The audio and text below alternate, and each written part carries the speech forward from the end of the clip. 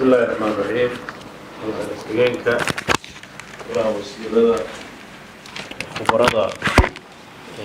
shirkan nagala soo qayb gashay gaar ahaan waxaan u salaamayaa hay'adda Sidra oo runtii kaalin weyn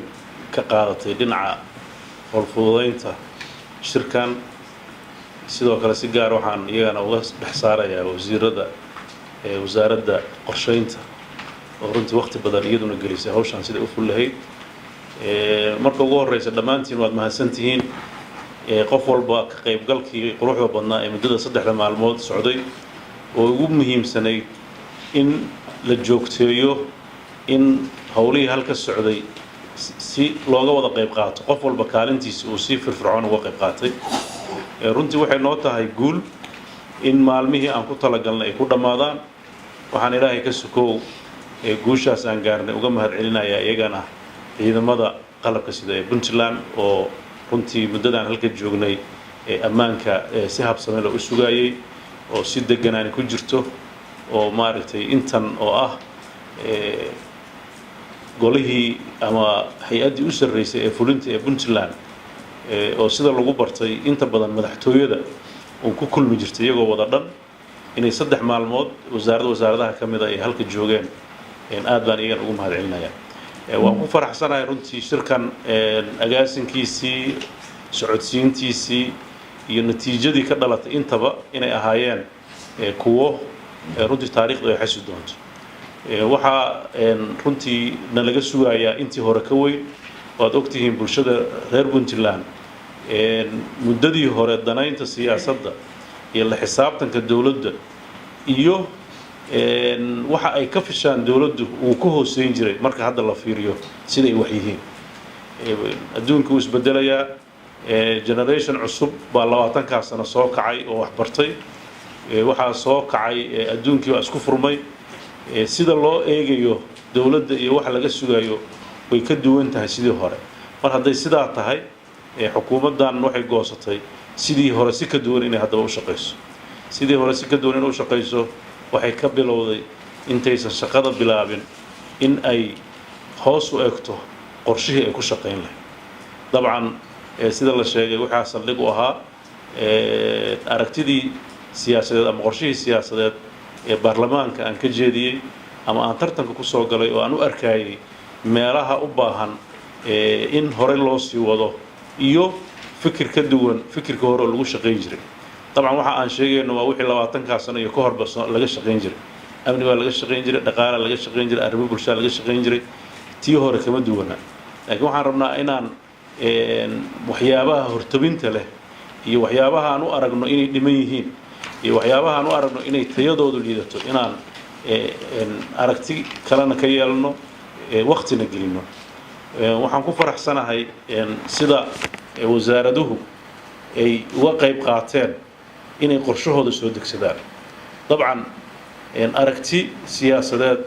oo cid walba oo rabta inay wax horumariso ay soo jeedin lahayd baa 8 iyo 66 qodob ku soo bandhigay oo intii ay dawladdu ay ka shaqeynaysaa laakiin qorshahan hadda halka lagu hayo waxa weeye qorshe madaxtooyada ama aniga soo fulay ma waa qorshe wasaaradihii dadkii loo igmada ka soo fulay marka qorshahan waa qorshe wasaaradda walba soo fulisay halka lagu soo bandhigay lagala dooday oo aan la oran wasaaradda kaliya iska leh wax lagu daray wixii la isdhihi karo kuma habboon loo sheegay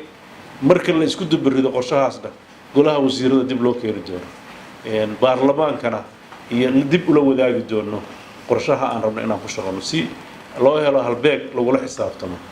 waxa ugu weyn oo aan rajaynayo wixii halka soo baxay inay noqdaan documenti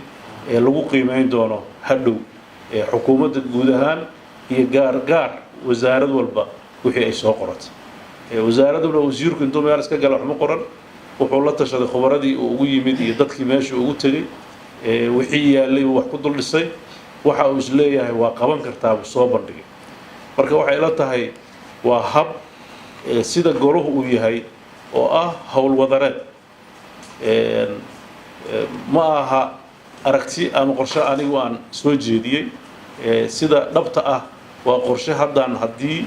markaan sida loo ururiyo noqon doono qorshe aan wada leenahay oo aan markaas ay suuragal tahay in la isku xisaabiyo haddaan qorsho anigu u dhiibo wasiirka dhaho waan ku xisaabinayaa waxay noqonaysaa khalad laakiin qorshihii isagu uu samaystay markaan ku xisaabino waxaa noo sahlanaanaya inaan la xisaabtano waxaa kaloo insha allah ka mid noqon doona habka aan u maamuli doono dowladda inaan unit u samayno wasaaradaha ku ilaaliya wixii ay qorteen iyadoo wasaaradda qorsheyntu ay leedahay qiimeynta iyo dabagalka wasaarad kastana ay gaar u leedahay haddana annaguna waxaan rabnaa inaan yeelano oon wixii la qortay aan idhaahno maxaa ka fulay hadday fuli waayeenna maxaa sababa oo caqabada oo hortaala guud ahaan waxay u noqonaysaa bulshada reer puntland iyaguna halbeeg ay ku cabiraan waxa ay dowladooda ay ka rabeen inay u qabataan ay u sheegeen siday u qaban karto marka qorshe la sameynayo macnaheedu maaha inuu wada fulo dabcan awoodda inta badan lagu dhisay qorshayaha awoodda dowladda waxay ka muuqanaysa wax yar bayd inta muuqanaysa waxa u badan qorshaha waxaa laga malaynayay sida ama dowladda hadda puntland ay tahay ama dowladaha kale maamulada kale ka jira ama midda federaalka ay tahay inta badan qorshayaasheena fulineed waxaan ka helnaa deeqo dibadda ka yimaadaan wax ku dhisnaa deeqaha siday noqon doonaan annagu ma naqaan laakiin waxaan anigu qabaa idinkuna aad arki doontaan haddaad si wanaagsan wax u qoratid ama si wanaagsan aad wax u baridid haddee nasiibkaagu waa ka fiicnaanayaa marka aad hullaab xun tahay marka waxaan qabaa kuma qadi doono bulshada puntland kuma qadi doonto in ay ka helaan dadka walaalahooda iyo dadka saaxiibadooda iyo dowladaha samaha la jecel inay ka helaan dhaqaale ku filan oo bulshada ugu adeegaan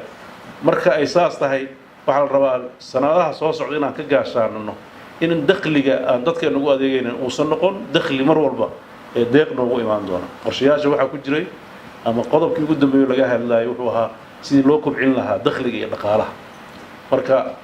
waxaan xoogga saaraynaa inta aan kabanaynana dee ciddii mudan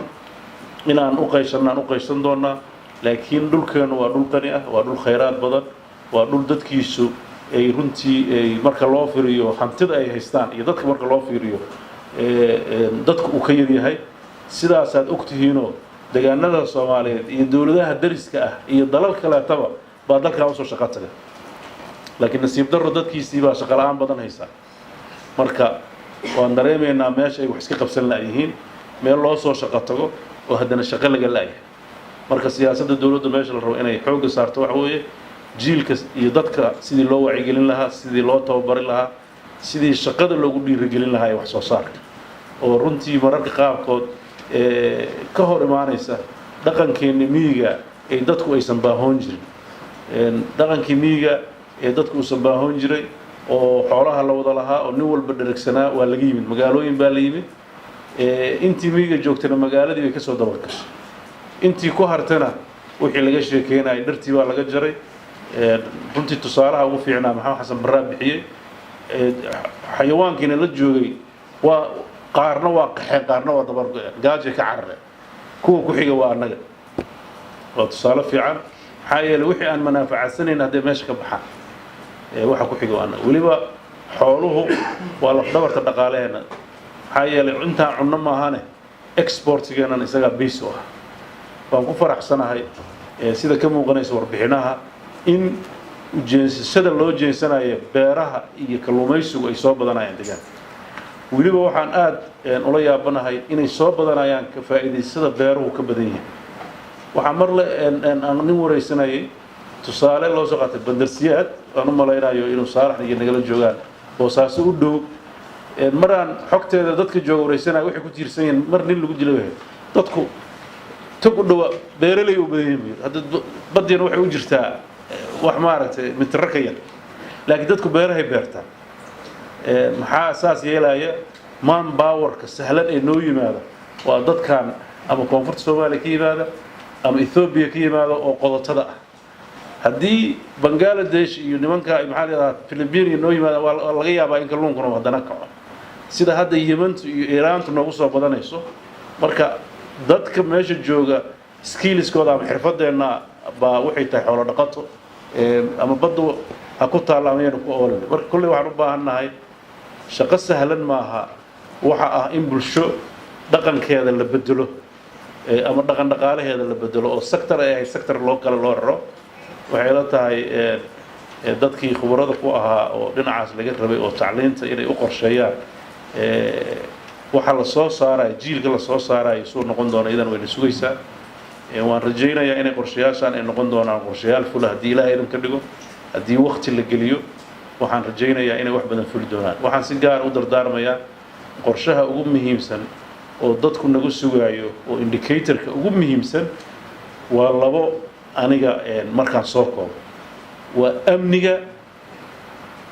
iyo dalka inaan doorasho gelino labada saldhigga u ah waxqabadkan mid sanadkan wax weyn in laga arkaa la rabo hakad male mar walba sii soconaya waa midka amniga midka doorashooyinkuna waxa weeye marka ugu dambaysa meeshaan isbeddelka dambe oo la filayo waa inuu isbeddel doorasho ku yimaada oo qof iyo cod haddaba waa la isdoortaa oo iyadoo hadal kama taagno oo dalkan waa dal dimuqraadiya rule of law uu degan yahay dastuur ku shaqeeya kala sarreyntii sharciyadu maaragtay dawladdu ay jirto intaas waa waxa kaliya oo ka maqan habka dimuqraadiga ama dawladaha casriga adduunka u dhisan yihiin waxa waaye in qofkii si toos ah loo soo doorto haddaba waa la doortaayo ama oday dadkiisa la tashado ama isagu sidoo rabaya doorashooyinkii si dadban bay u dhacaan waxa kaliya la rabaa si aan hadhow dhexdeena wax uga dhalan in sida doorashada hadda dhacdo oo madaxda lagu doorto oo kale in halkaas maaragtay sanduuq dadku dhan u wada jeedaan dadkii lagu doorto guul baan u rajaynayaa shirka waan ku soo noqon doonaa sida ajanduhu yahay waxaan rabnaa inaan guddoonsiino dadkii ka soo qayb qaatay shirkan qarsoomidiisa waqtiga geliyay qayb ka mid ah marka gabagabadu waa noo dhiman tahay sida laygu sheegay jadwalka mahadsantii